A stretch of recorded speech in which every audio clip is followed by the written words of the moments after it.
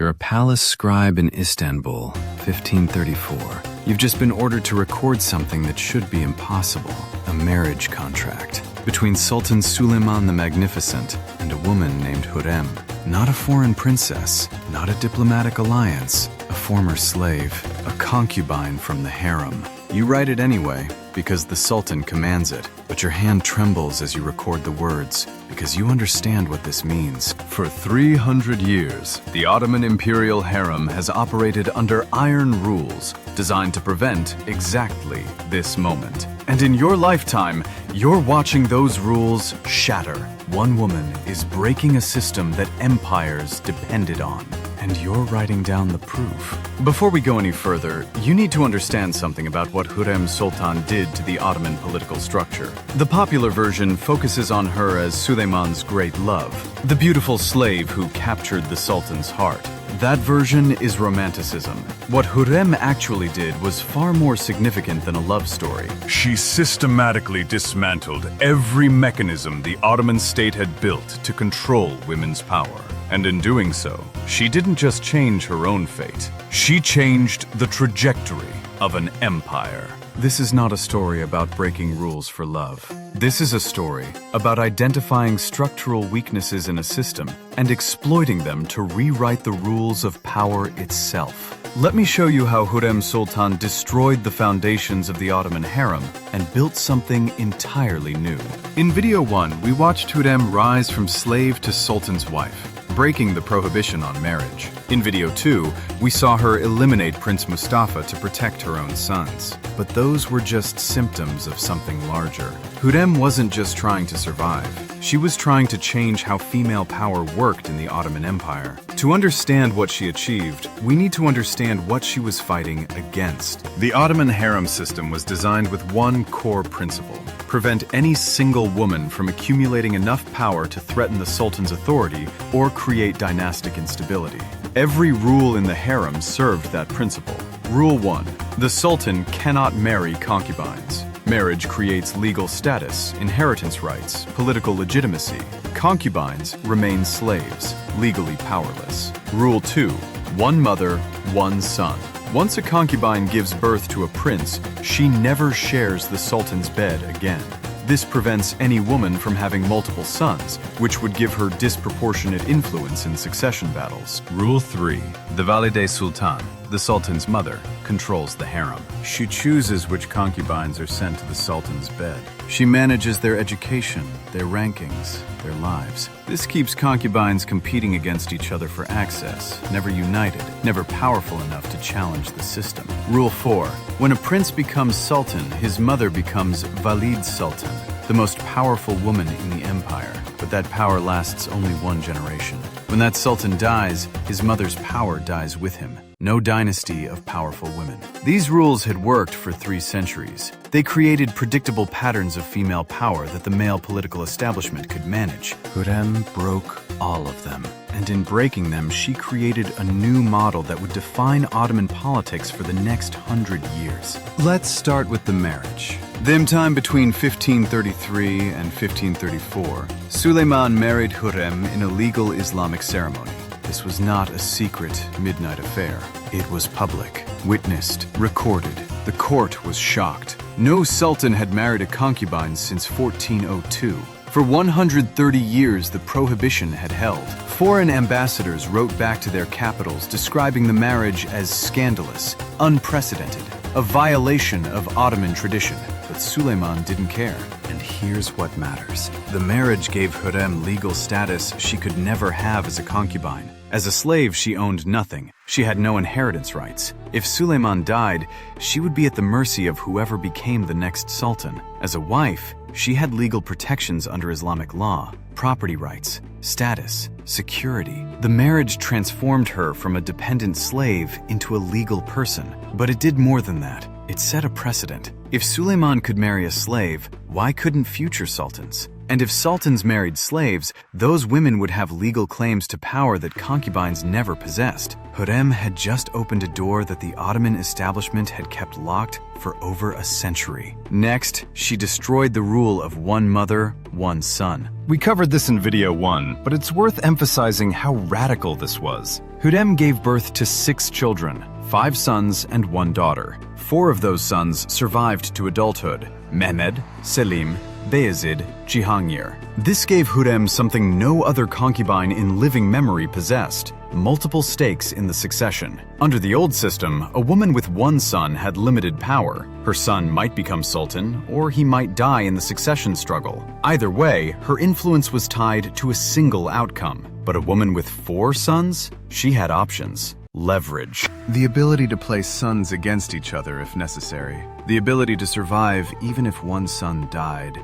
And most importantly, she had reason to stay politically active because the outcome of the succession directly determined her own survival. This fundamentally changed the power dynamics of the harem. Before Hurrem, concubines were temporary. They had 1 son, served their function, and faded into irrelevance. After Hurrem, a concubine with multiple sons became a permanent political player. Then there's the issue of the Valide Sultan. Traditionally, the sultan's mother controlled the harem. She was the only woman with institutional power. But when Hafsa Sultan, Suleiman's mother, died in 1534, something unprecedented happened. Suleiman didn't leave the position vacant, and he didn't give it to anyone else. He gave effective control of the harem to Hurrem. Not the title. Technically, she couldn't be Valide Sultan while Suleiman was alive, but the power. Hurrem controlled which women were presented to Suleiman. She managed the education of concubines. She influenced court appointments. She corresponded with foreign ambassadors. She advised Suleiman on political matters. She functioned as a queen. And here's the critical part. She formalized her power through institutions. Hurrem didn't just accumulate personal influence. She built structures. She funded the construction of mosques, hospitals, schools. She established charitable foundations, waqfs, that bore her name and gave her legal authority over their administration. She corresponded directly with foreign powers. Letters from Hurrem Sultan to the King of Poland, to the Shah of Persia, to European diplomats still exist in archives. This was unprecedented. Previous concubines might have had personal influence with the Sultan in private, but they didn't build institutions. They didn't create legal structures of power. They didn't correspond with foreign kings. Hurrem did. She transformed the role of the Sultan's consort from a private position into a public office. And after her death, that office didn't disappear. Her daughter, Hurrem Sultan, wielded similar power during her brother Selim's reign. Her grandson's mother, Nurbanu Sultan, became one of the most powerful women in Ottoman history during the reign of Murad III. And for the next century, a period historians call the Sultanate of Women, the empire was effectively co-ruled by sultans and their mothers or wives. This was Hurrem's legacy. She didn't just break the rules for herself, she changed the rules permanently. But breaking the system came with costs. Hurrem's accumulation of power created resentment among the male political establishment. The Janissaries hated her. They blamed her for Mustafa's death. They saw her influence over Suleiman as dangerous, unnatural, a corruption of proper order. Religious scholars criticized her publicly. They wrote treatises arguing that women should not wield political power, that Suleiman's devotion to Hurrem was a weakness, a distraction from proper governance. Provincial governors whispered that the empire was being ruled by a woman, and that this violated the natural order. And when things went wrong militarily, economically, politically, critics blamed Hurrem. The loss of territory in Hungary? Hurrem's fault for distracting the Sultan. The failure of a naval campaign? Hurrem's fault for promoting her son-in-law Rustem Pasha to Grand Vizier. The growing corruption in the administration? Hurrem's fault for creating a culture where personal loyalty to her family mattered more than competence. Some of this was unfair. Hurrem was blamed for problems that had nothing to do with her, but some of it was true. Hurrem's centralization of power in the harem did create new forms of corruption. Appointments were increasingly based on loyalty to her family rather than merit. And the precedent she set, women wielding institutional power, did lead to abuses later. Future sultans' mothers and wives didn't always use their power as effectively as Hurrem. Some were incompetent, some were corrupt, and the Sultanate of Women period, while producing some effective rulers, also saw the empire's military and economic power begin to decline. So the question historians wrestle with is, did Hurrem's breaking of the system strengthen or weaken the Ottoman Empire? The answer is complicated. In the short term, her influence probably helped. She was intelligent, politically savvy, and genuinely devoted to the empire's success. But in the long term,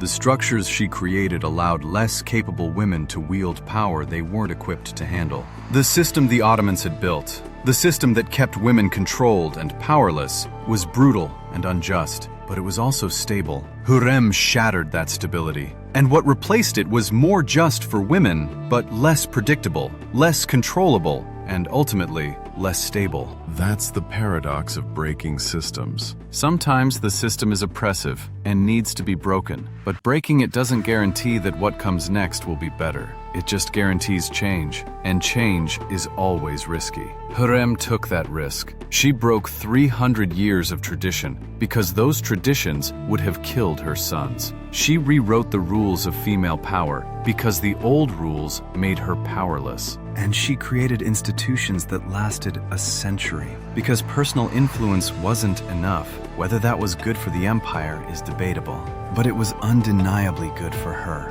And maybe that's the real lesson. When systems are built to destroy you, you don't fix them. You break them. And you build something new. Even if that new thing is imperfect, even if it creates new problems, even if critics hate you for it, because the alternative is accepting your own destruction. Hurrem refused to accept that, and the Ottoman Empire was never the same. Hurrem Sultan died in 1558, having achieved everything a slave girl could possibly achieve in one of history's most rigid hierarchies. But death doesn't end a story in the Ottoman court. Because the systems she broke, the sons she tried to save, the legacy she built, all of that would be tested after she was gone. In Video 4, we'll explore Hurrem's final days, her death, and what happened to her children and her legacy when she was no longer there to protect them. Subscribe and turn on notifications. Leave a comment. Was Hurrem right to break the system, even knowing it might create